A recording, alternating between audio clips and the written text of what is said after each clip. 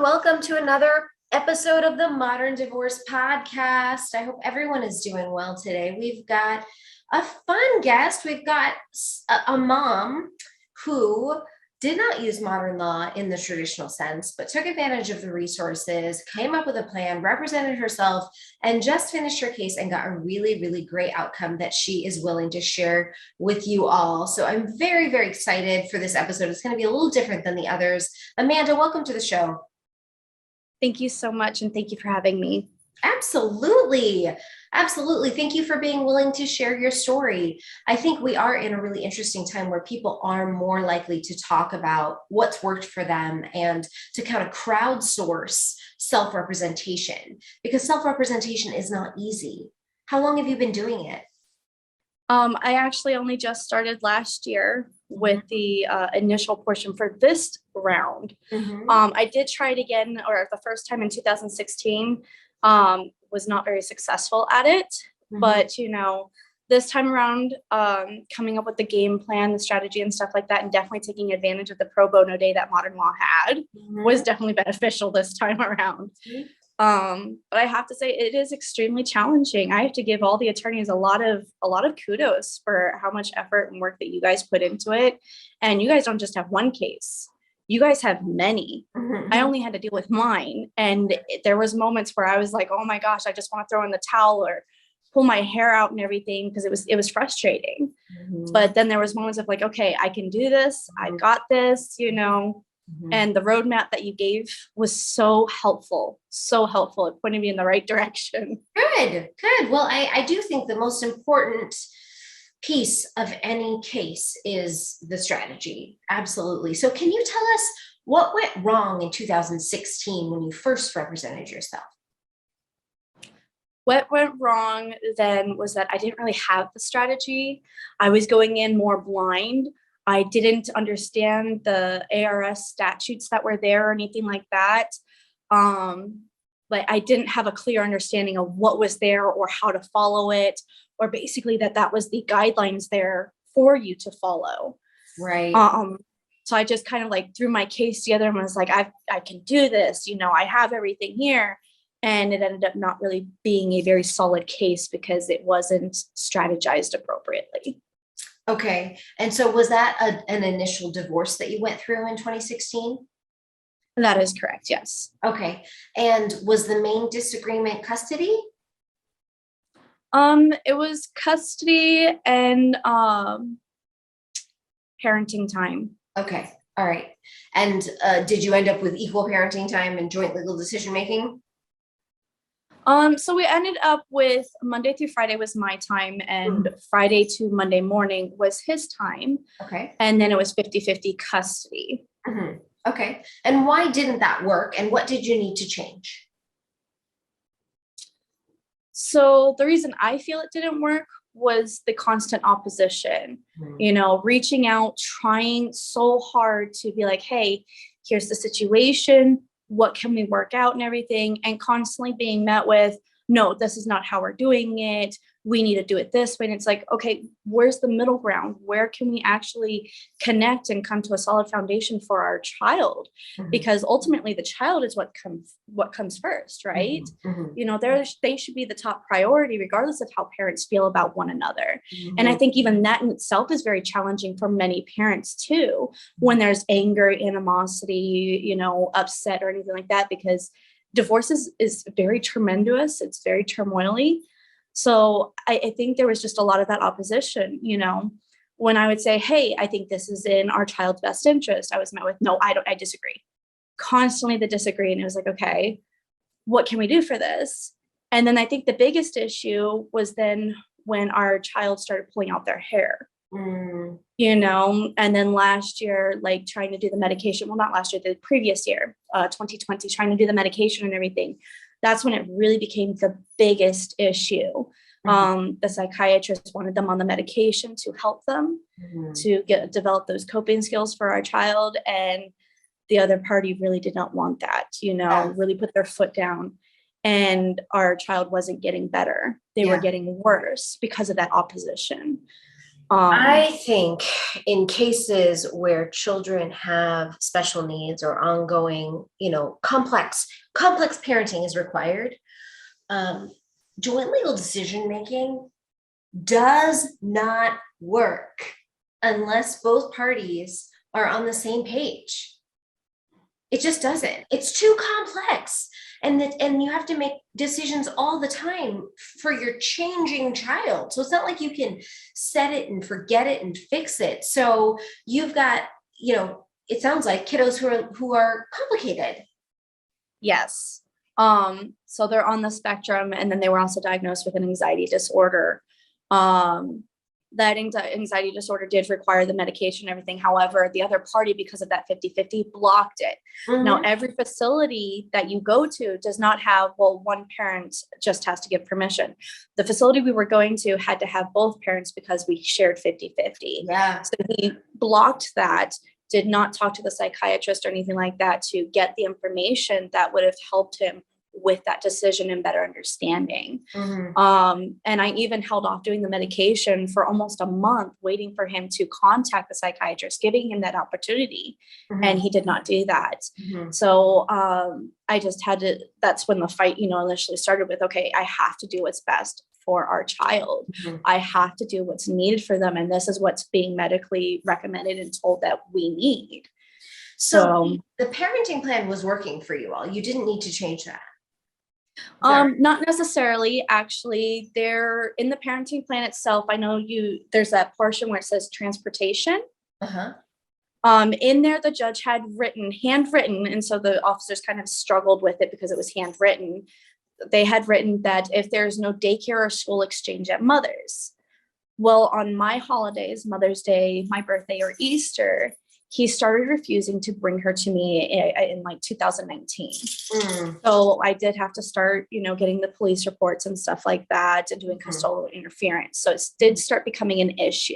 Mm-hmm. He also would argue about when our parenting time actually started. So there was a window from 7 to 7:45 for drop off in the morning, which was for like traffic and stuff like that. Same thing, 4 to 5:45, traffic, stuff like that for pickup.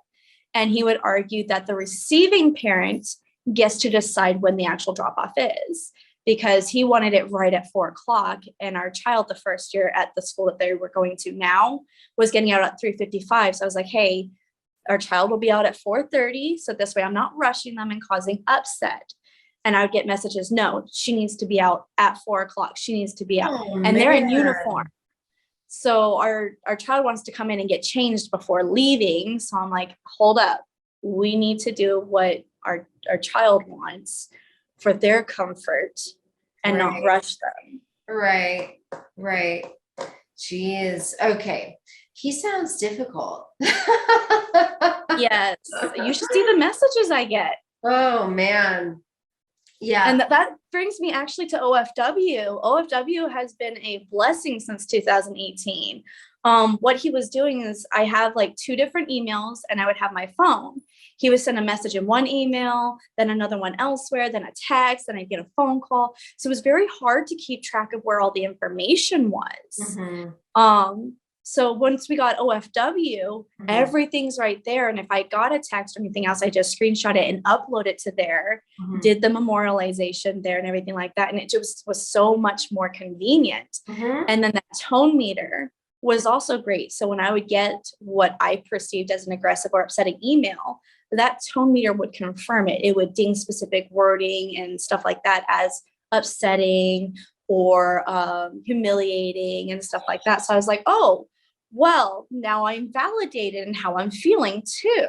Wow. I'm not just some crazy person taking it offensively, which is what he kept telling me too. You're just crazy.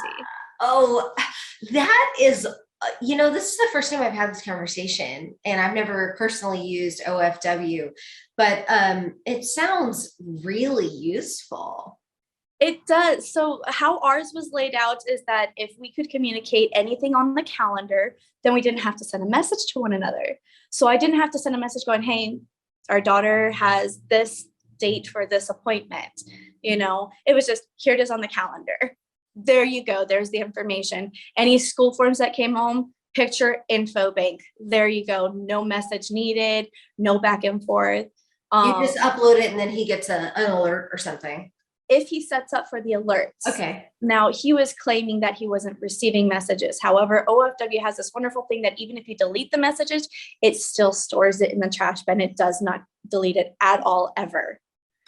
And you can see when the other person reads it and everything. It times and date stamps it. So if somebody's playing games, OFW is real useful. Oh, yes. Oh, yes. Especially when they're saying they're not getting it.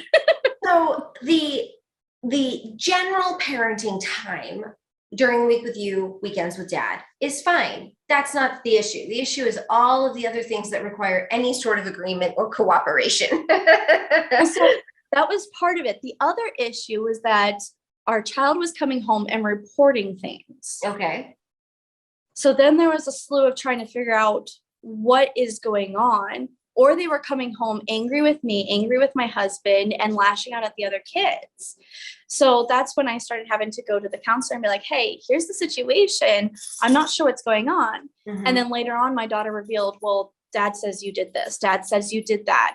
And it was like, oh my gosh, I'm being alienated from my own child because they're coming home angry with me and thinking I did these horrible things to their father. Yeah.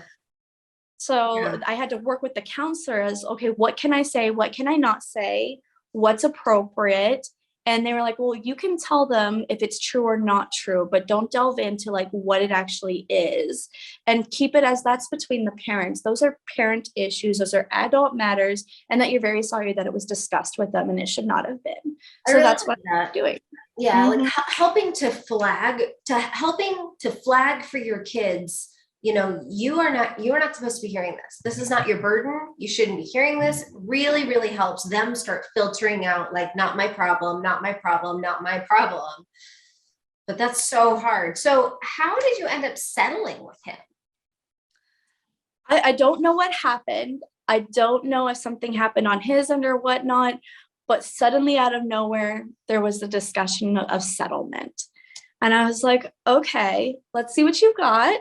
And we started with just the back and forth and everything. I did later find out that he did have police come out to his house and that there's more DCS involvement. Why? I'm not 100% sure. I'm still working on getting that report to figure out more information. Interesting. Okay.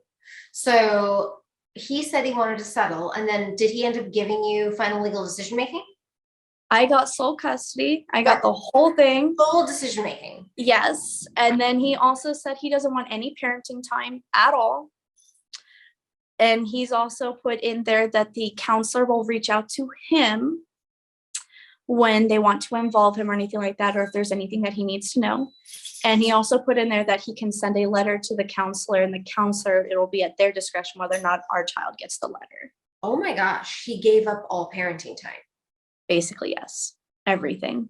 Wow. That's sad. It's sad. Pretty extreme. Mm-hmm. How old is your daughter? She's 12. Okay. And how's she doing with that? So I talked to the counselor as to how to proceed with informing them that they did not have to go back to dad's. We told them 2 weeks ago, actually.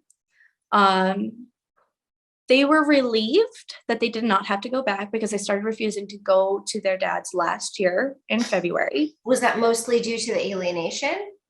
No, it was also to reports of abuse. Okay. And we're still hearing things. They're still reporting to us what's happened for them and everything like that. And it was put down that there is trauma there by the counselors and stuff like that. So we're still trying to process that and figure out how to best help them and everything. But honestly, the mood has shifted. They're no longer on edge, waiting for when dad's going to show up or anything like that. They've been actually a little bit easier to get along with for everyone in the household because that tension's not there. So they are 12 and how old is the other one? I have a son who's 8 with my current husband, and I have a soon-to-be 6-year-old little girl. Okay. Okay. So your daughter who's 12 is the only one who you share with your ex. Yes. We did have another child who we did share. Unfortunately, he passed away in 2012. Oh, I'm so sorry. It sucks, but Yeah. So that's pretty incredible. How do you think you managed to work all this out? It sounds like you had a team of advisors that you really used. It sounds like the counselor was very important. I had the counselor. I had a really good support network. My husband, my dad, my stepmother, they've all been just absolutely incredible with being supportive and helping guide me and stuff like that. Mhm. There was times where I got messages from the other council and I wanted to blow up. I was just like, why are you doing this and why now? And definitely having that another person to be able to call and be like, hey, I'm really angry with what I just received, and helping them kind of process that motion with me and be like, okay, I understand how this can be upsetting, so let's take a step back. I made it a rule that if I was upset, I do not respond for at least 24 hours. That's so smart. That's so smart. So smart. Oh, yes. You want to write like 25 versions in your head before you send one. Well, I can't tell you how many times I would type up an email and then I would end up deleting it because it was, you did this, you did that, this is unacceptable. No. Right, right. Okay, so what are your tips out there for people who are trying to represent themselves? They feel like they're in an impossible situation. They feel like the court's never going to care. What are your tips? My tips are basically stick to the facts. Absolutely stick to the facts, and you have to leave the emotions out. And I think that's definitely the hardest part. And if you need counseling and everything like that to help with that, definitely do the counseling. Because that's someone who's in your corner that you're able to call or be able to talk to, whether it be like once a month, once a week, however often it needs to be, to process things that are upsetting and everything. Definitely before you file anything, look up the laws. Definitely make the strategy and everything like that. If you're able to touch base with an attorney, then I would definitely do that. Take advantage of either the pro bono days that you guys offer, which was wonderful, or even anyone who has like those free hour, interactions and stuff like that. I did also actually do an hour with you guys, and I talked to Stephanie, and she was wonderful as well. Like, you have an amazing staff. Thank you. Thank you. Yeah, I do. I do have a great team, and I'm really glad that they were able to assist you. And congratulations on this great outcome. Is there a path forward for him where he does get to spend time with your daughter, or no? Probably not. I don't know. I had tried to put in the settlement agreement for reunification therapy or family therapy or anything along those lines, and he took it out. Wow. So I don't know. I wanted to give him that opportunity and everything like that to have that there. I don't know what his game plan is or anything like that. I honestly, truly hope that, he either gets some counseling himself or, tries to better understand how his daughter feels and everything like that and why she feels that way and how he can maybe repair that relationship down the road. Did the court already sign off on your agreement? They said that they're going to change it from an agreement to an order. Okay. So once the child support and the child support enforcement are completed, it'll all be in an order. Wow. That's very, very, very, very interesting. Good for you.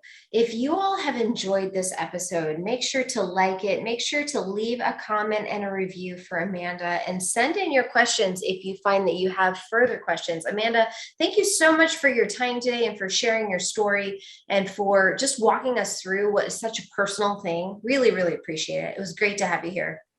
Thank you for having me. I really enjoyed this. Oh, good. I enjoyed it too. Have a great day. Bye. You too. Take care.